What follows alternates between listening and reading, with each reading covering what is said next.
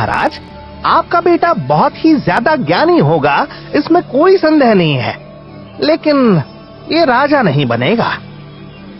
राजा नहीं बनेगा? ऐसा कैसे हो सकता है?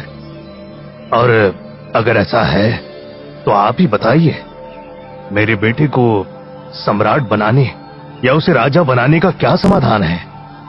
मैं चाहता हूं कि मेरे बाद वही इस राज्य को संभाले। ज्योतिष ने सिद्धार्थ को अपनी गोद में लिया।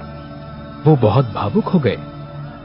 क्या हुआ ज्योतिष जी, आप इतने ज्यादा भावुक क्यों हो रहे हैं? क्या सिद्धार्थ के साथ कुछ बुरा होने वाला है? नहीं नहीं, बिल्कुल नहीं, बल्कि कोई भी बुरी चीज इसके आसपास भी नहीं भटक सकती। ये तो भविष्य में बुद्ध बनेगा। मेरा पुत्र और एक सन्यासी?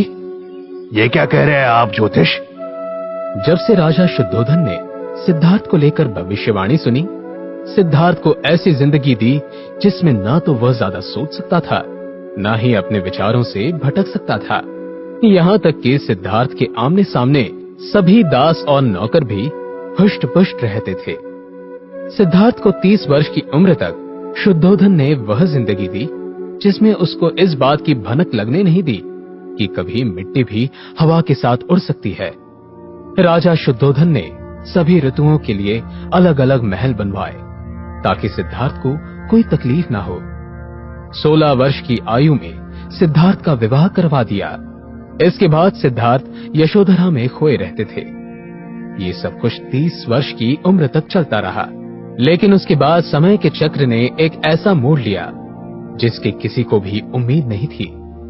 ऐसी कौन सी घटनाएं हुई सिद्धार्थ की जिंदगी में जिसने उसकी जिंदगी को एक अलग ही रास्ते पर लाकर खड़ा कर दिया? छंदक, तू मेरे इन गहनों और इस घोड़े को लेकर वापस लौट जा। मैं तो अब सन्यासी बनूंगा।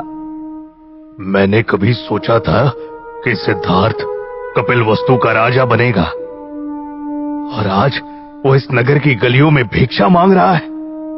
शुद्धोधन के पास इतनी संपत्ति है कि वो पूरे भारतवर्ष के भिक्षुओं को जो मांगे वो भिक्षा दे सकता है।